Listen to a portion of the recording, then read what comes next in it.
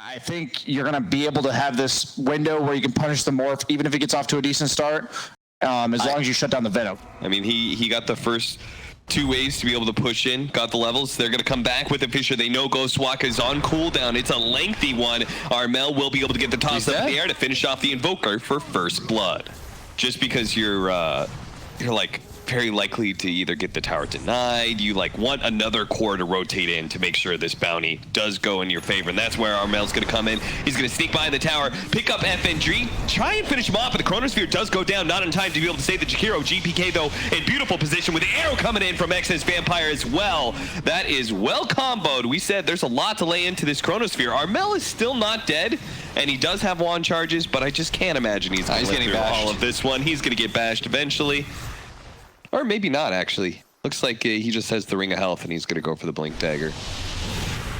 As he knows the initiation is all important here. Chronosphere being used to try and ensure the kill onto Armel. The arrow whiffs there. Armel does have enough mana to be able to toss away Dream. Dream does have to heavily commit, though, to be able to get this kill. Now underneath the Tier 1 tower, next to some stunners, could be in trouble, but they just don't have enough control, it seems. XS Vampire now is going to be slowed down by the Gale from KP.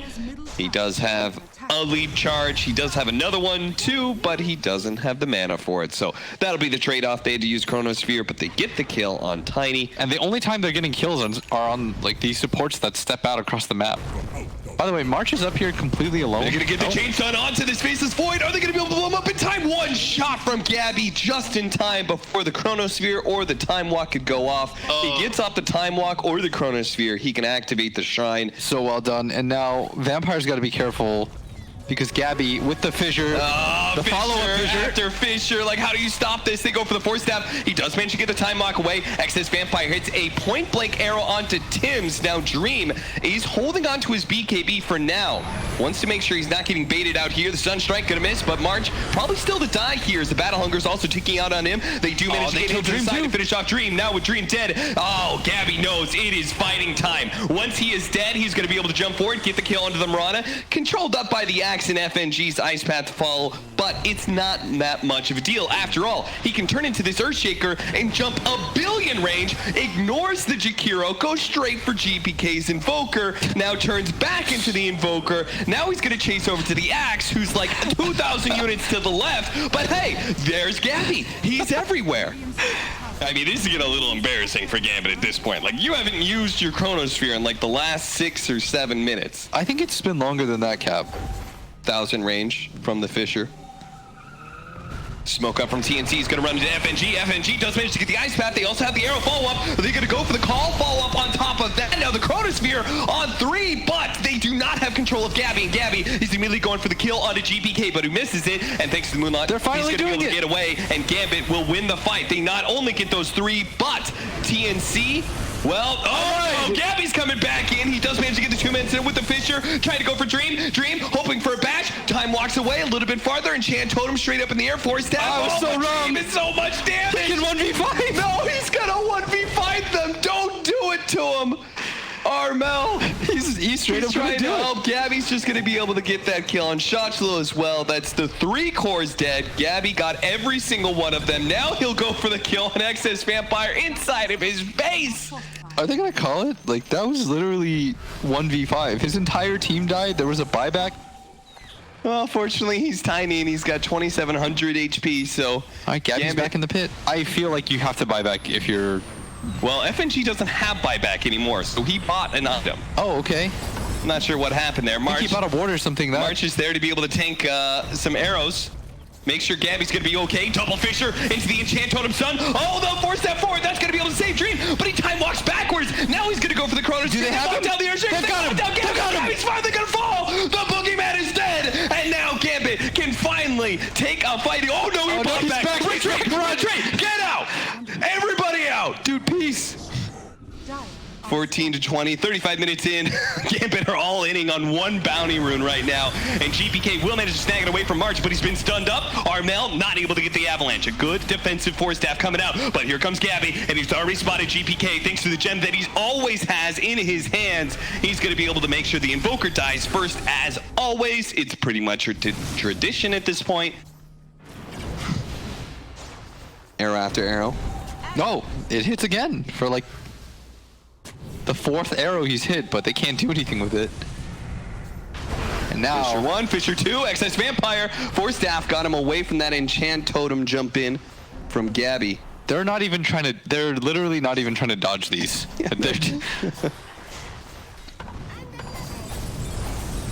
Well, that's one way to establish some dominance. They do have level 25 coming in very soon for this Faceless Void. And that is massive if you manage to backtrack an enchant totem hit from the Morph Link to call in. They're going to be able to find the initiation onto Armel, who's super tanky. The Meteor is going to be able to bring down about 3/4, but then Dream's confused. Jumps forward. Dream, what are you throwing down? Forward, but he's already been tossed up, being chain stunned up. Does manage to get off his BKB though. He's going to continue to try and get this kill onto Armel. They tried before with the Cataclysm, with all the damage coming out from Dream. It's still not even close to being enough. Armel is sitting at a very healthy 50%, while Gabby is going for the backline. He's already managed to finish up the Rana. Looks like he should be able to get shots as well. No, Force Staff gets him back into the fountain. Dream with no Chronosphere to be able to fight Gabby. He needs to pray for chain stuns here, and he's not going to be able to get it either. He does have a buyback, but Gabby, a Manta dodge on the call from Shotflow, so he can keep on swinging on a GBK with Tim's hitting a 3-man Echo Slam. Just the cherry on top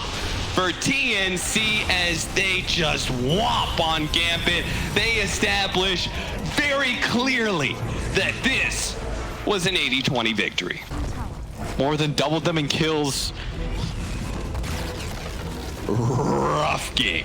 That is a rough GAMBIT. I mean, Gabby probably at the time of his life. That's right. It's going to be an opportunity for us all to learn. We're going to learn if this combo is just too OP and you can't let it out. The sad part is all this harassment is probably going to be for naught, because you're sitting in lane against a Chen who is very good. Mid lane, they're going to be able to catch Armel. How many times did we see this combo in game 1 from TNC? Tim's always rotating behind the mid laner with a Fisher. Yeah, what's really cool about them is, like, you can just tell the skill was always there, and now they're, like, putting it all together. Vampire, he's very dead. In a way, you're just kind of making this ogre somebody who's so annoying to burst the hell out of people. They're gonna do it here. How annoying it is to gank this ogre, because they have to bring 2 cores to barely ensure the kill before the Song of Siren comes out from Gabby. You could see Gabby, this is something maybe a little bit uncharacteristic of most Naga Sirens have been seeing, but he's using his song a lot more aggressively than those in the past. Static Storm, PL is saying they do have a Laguna Blade to finish off Dream. He wanted to have the same kind of game Gabby did, but it is already saying that's not going to be the case. They do manage to get the Echo onto 2 with the Avalanche over the top's up in the air. It's not enough to finish off Armel. Is Armel going to get out of here? This needed to be both kills, not just the support. They needed that Coralina to fall. Flip them across the river. I really like how they're using Gabby front-facing. Yep. But maybe he's going to be maybe a little bit too front-facing, but they do have the interception of March, and the Manta dodge does help him dodge that adaptive strike. And Vampire trying to get up as much damage as possible onto Lena before he finally does fall. He was caught trying to catch TNC from behind, but instead he's the one who gets initiated on. May just lead to a bad team fight here for the rest of his boys, as now Gabby, top of the Song of Siren, is going to be able to catch the Sand King. They're throwing out. Nope, no spells come out in time, but they do have the glimpse, so they're going to be able to pull Shotflow back in with no burrow strike. Armel going into the back lines, but Yule Scepter going down from Armel, and does miss. He had the miss on him from March. The blinding light, the toss and tree. That's not going to be good enough either. Armel does manage to get away. The epicenter coming out from Shotflow, trying to chase down Gabby, realizes he's too tanky, instead going for KP, but the Ogre is also too big, and he actually got off his Midas during that fight. Gabby controlled up though. Vampire comes back into the fight to finish what he started, which was going for the kill onto the cores of TNC. KP up next, toss forward onto Dream as he gets sent back by the glimpse. KP hidden in the trees. JPK just going for that blind blink avalanche, but they both miss, both him and Vampire. But KP, they've got him. He has nowhere to be able to run to. Sadly, he's revealed by the creeps and will die eventually. This dude's got 57% magic resistance. Wow, that is more than half. That is indeed what that means. Oh, Lena's just dead. Avalanche, yeah, he's going to be tossed up in the air, and GPK does manage to get that pick off. Not great for Armel, but maybe the Naga Siren can still push them back. The epicenter is going to be used to clear through some creeps and some illusions, but no heroes take damage. Illusion after illusion is going to run in to try and protect this mid tower. and maybe even get the kill on FNG if Gambit's not too careful right now. Both teams actually. Both of them want to win the game. Don't characterize it like that. Pull back, okay. Doesn't really do a whole lot. The Dream, he tried to actually jump through that orb. We instantly get stopped. They do manage to get a sleep. Now, can he actually take advantage of this sleep, though? Because they're going to get off the Static Storm, and they do have the control on this. That's the Ag Static Storm. It's an Ag Static Storm. They don't have the BKBs to use. Dude, that's broken. They can't do anything about it. They cannot do anything about that, but maybe GPK can come back in with the help of Vampire, control up Armel and kill him by himself, but Gabby just whittling away at these supports. The Fisher stun comes in after Shotslow with the Bro Strike, but Armel is still alive through all of this one, and GPK can't seem to finish him off. Now they're all going to get kited around, controlled up in the fight. That is going to be 4 dead. The only one who walked away from that fight, FNG. But this is going to be a lane of racks opened up at least. Yeah, they'll be able to just chill out. Let's just go back for the shrines. You can let the illusions do the dirty work on the barracks. You don't have Are they going to get it? I think they're going to get it.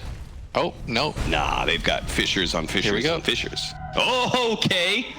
The Fishers blocking him out. Oh, yes, Static Storm again. No, Static Storm again. Oh, no. Dream, he thought he was going to play the combo hero, but he's found that TNC had exactly the answer to the Earthshaker Morphling duo. It's the Disruptor Naga Siren duo. They're going to be able to pull back Shotslow with the glimpse. TNC saying, the combo's not broken, we're broken. A 4-position disruptor. The hard part of getting Ag Interceptor is just, you know, usually as a 5, you don't have a GPM talent. So it's just, you're never going to get Ag. Where did Tim's find the gold? Given a lot of... He was in 12 out of 13 kills. Yeah. Definitely winning participation trophies. They're going to get 2 sets of racks. It looked like they weren't even going to get a 1, but the smoke turnaround, the fake back, and that's an arcane rune that is on the ground. It looks like Tim's is going to get that. He's got a blink dagger to set up for this next Static Storm attempt as Gabby finds the free kill onto the Chen. Why not? I mean, they got to find a way to get some initiation. Oh, side device up for the Ogre. This is still a 10-second BKB option for you. He's had it for about 15 minutes, and it's a 10-second BKB. He's been given no opportunities to use it. The Naga Siren, you can see how far back Dream is. A double side. Gabby is actually going to ensnare himself here, but does have the vision of the Sand King, and that's the important part for his illusions start doing their work. Same with Armel, who managed to get the LSA. No, doesn't quite get it. Shotslow will be 4 staffed away. You got to do something about this. But they have to get to this barracks. GPK is trying to stop it. He almost immediately gets blown up in the illusions, plus the onslaught of spells coming out from Armel, immediately buying back. Gambit, all these initiators, look at how far back TNC are. Stunners. They can't go for Gabby. They know they have to go for the backline somehow. Finally, they're going to be forced into a 2-man Bro Strike. There goes the Song of Siren, though, with a BKB activator from GPK. He's actually kind of blocked in right now. He doesn't really know where to go. Dream actually comes into this. Oh, Dream, no, that's not where you wanted to go. Don't go into the song. Don't go into death like that. He's going to buy back and try and do something. Oh, the Echo Slam coming back in. Is Vampire going to be able to turn this one with 3-man Echo Slam? No, it's not even close. Gabby, he's so tanky that this may just turn into his 1v3 moment as the sight device coming out from KP. Controlling up that Tiny, being tanky enough as he is, TNC, the methodical approach once again will back up. They will not try and challenge and finish off Gambit unless they overextend. Dream is going to try and come back in, preventing Gabby from retreating. But Gabby, he doesn't care about retreating. He cares about killing. He's already brought down FNG and approaches the high ground once again. Now that he's joined by both the Lina as well as the Coddle, bought back. 5 seconds on the next Static Storm. Time to go for Megas. Time to even go for the throne. Is this low enough? They're going to get this side onto this Tiny once again. FNG going to be in some trouble and snared up. There goes that BKB. Activated by Dream, turning into a Naga Siren, trying to go for Armel. That way he can ensnare him up, but it's just not the same. It's not the same without the Earthshaker. You just don't have any real damage. And now they have the Static Storm that makes sure that he will go nowhere but the grave. And that is going to be game 2 TNC. Maybe they're just a broken team. They are so good. Oh my lord.